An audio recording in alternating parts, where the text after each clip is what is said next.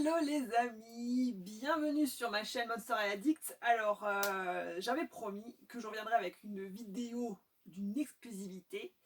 Je l'ai reçue hier, import USA, achat sur eBay, puisqu'évidemment on n'a pas pu la trouver sur le site de Mattel Création. Elle était vendue sur le site de Mattel Création, mais elle a été sold out très rapidement. Je parle de la Frankenstein de la San Diego Comic Con, donc la SDCC de l'année 2022. Donc poupée exclusive. Je ne connais pas du tout le nombre de poupées qui sont sorties pour cette série-là. En tout cas, j'ai réussi à l'avoir, beaucoup plus cher évidemment que le prix d'origine, puisque sur Mattel elle était à 75 $, il me semble, 65 ou 75, je ne sais plus. Là, j'ai dû y mettre le prix, comme pour toutes les poupées de la San Diego d'ailleurs, puisque ce sont des exclusivités, ce sont des poupées qui prennent de la valeur avec le temps. Donc, je l'ai reçue dans son emballage d'origine Mattel, donc je déboxerai pour voir ce qu'il y a à l'intérieur. Je ne l'ai vu qu'en photo, que sur les pubs qu'ils ont faites pour cette poupée-là.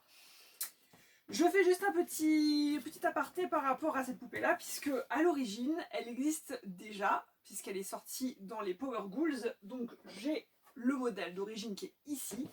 Donc c'est Voltage Juice, Monster High Voltage Juice de Frankenstein, donc son nom de super-héroïne. Donc ils l'ont réédité en version San Diego Comic Con, en noir et blanc, avec des différences au niveau des habits. Et ben j'ai envie de dire, on va aller voir ça tout de suite.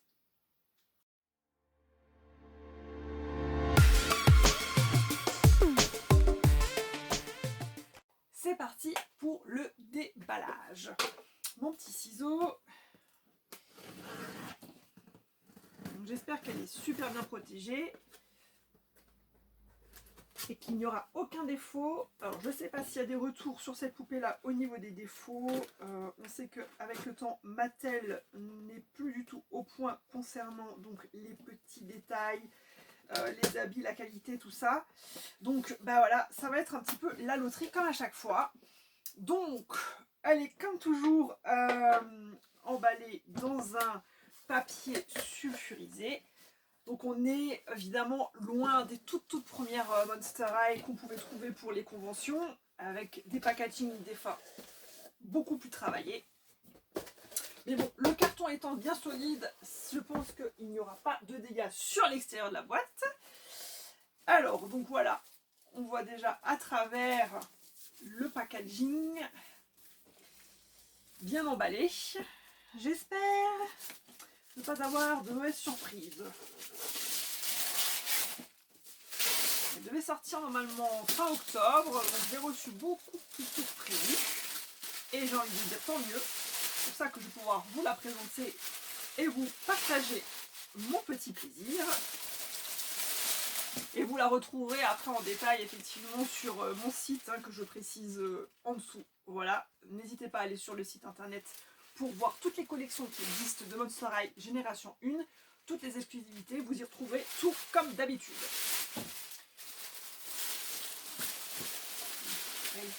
Je n'ai pas pris de gants, mais j'espère ne pas avoir les doigts trop sales, donc je vais faire attention de la déboxer.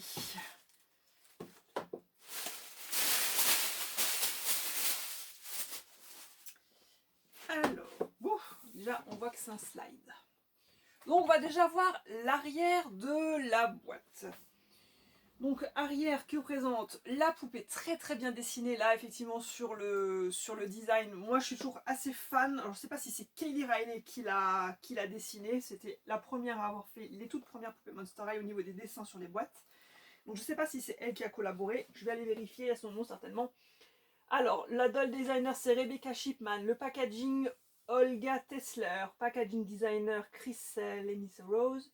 Copywriter Tamika Luzen, et l'illustrateur c'est Darko Georgieville. Donc non, ce n'est pas du tout la Kaylee Riley, mais ce n'est pas grave parce que c'est très bien dessiné. C'est donc Frankenstein, on la voit avec en dessin coloré, en surbrillance, avec les éclairs qui partent en surbrillance. Donc on voit vraiment la boîte est noire mat, et effectivement l'image, enfin, le dessin est en surbrillance. On a le rappel sur le côté des éclairs. On la voit en super-héroïne en train de courir ici. Le nom du personnage, Voltageus, voilà, c'est son nom de super-héroïne. Et on voit donc à l'intérieur cette magnifique poupée, donc en noir et blanc. Il y a juste les yeux qui sont colorés, on a un œil bleu et un œil vert, et sinon, on voit qu'elle porte, alors je crois que c'est une espèce de haut comme des ailes. Alors on peut ouvrir, ouais, on va dire, on va slider le surpackaging,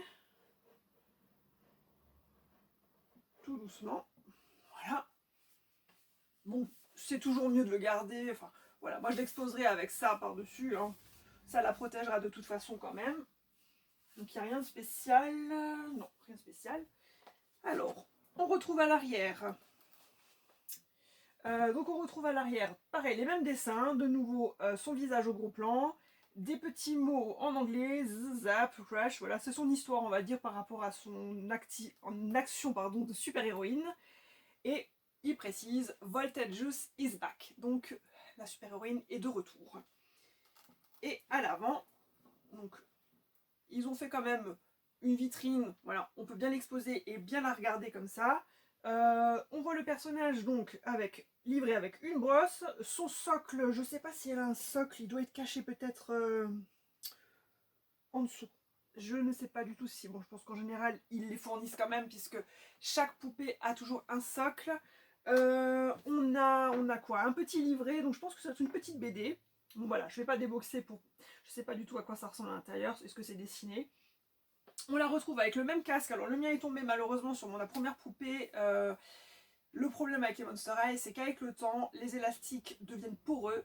Et vous avez beau les garder dans une vitrine, ne pas les exposer à la lumière, il y a toujours un problème avec les élastiques, ce qui fait que des fois, l'accessoire tombe. Alors moi qui ne suis pas fan d'ouvrir des boîtes, je serais peut-être quand même obligée de le faire pour replacer tout ça. En tout cas, voilà, toutes ces poupées-là, avec le temps, voilà, on a beau se dire qu'elles sont nickel, à un moment donné, ça part en cacahuète.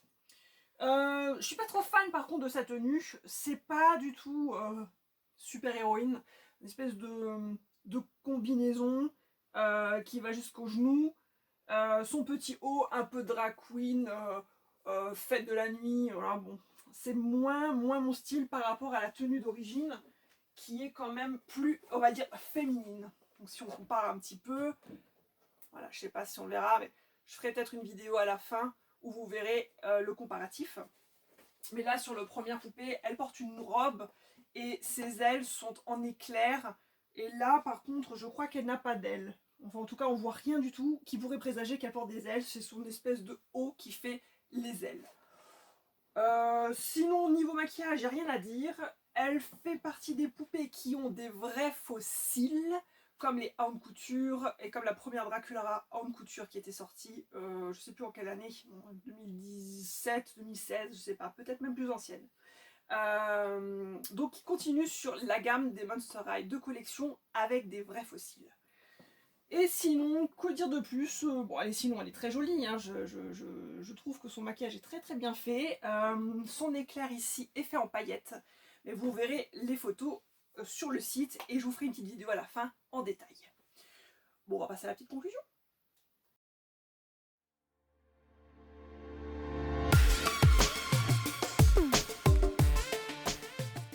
Alors, pour la conclusion, j'ai envie de dire, on en a pour son argent. Alors, on en a pour son argent si on l'a eu au prix le plus bas.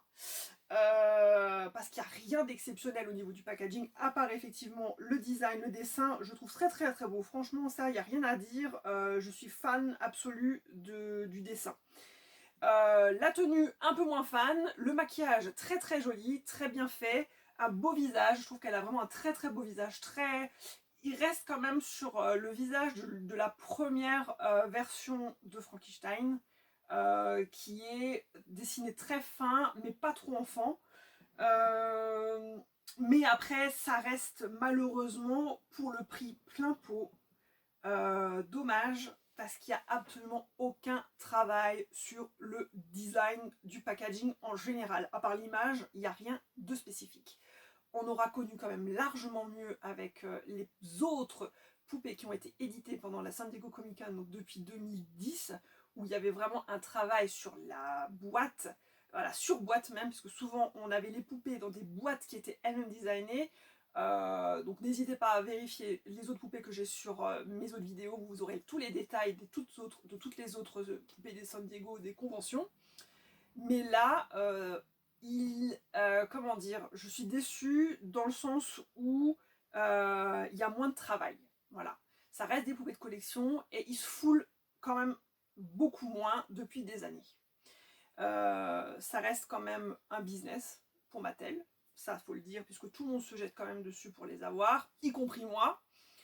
Maintenant, j'ai envie de dire, si dans 2, 3, 4 ans, même plus, elle est au-delà de 300 €, est-ce que ça les vaut vraiment?